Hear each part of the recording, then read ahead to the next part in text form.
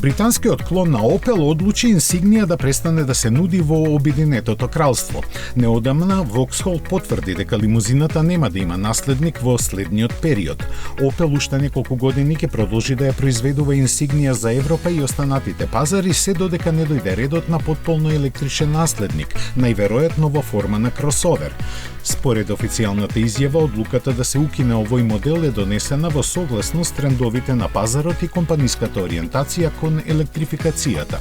Компанијата сака да биде производител со целосно електрифицирани возила до 2024 пред да премине само на батериски електрични возила до 2028 Актуелната генерација на Insignia беше представена 2017 и е единствен модел на Opel, односно Vauxhall, кој е развиен пред да се интегрира со PSA, а се уште се произведува.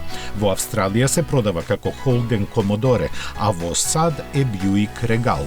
Insignia не е единствениот традиционален седан што го напушти пазарот на Обединетото кралство. Намалувањето на продажбата на седаните предизвика масовно напуштање на сегментот од страна на непремиум марките. Всушност, тамо се нудат уште само Peugeot 508, Volkswagen Passat и Škoda Superb.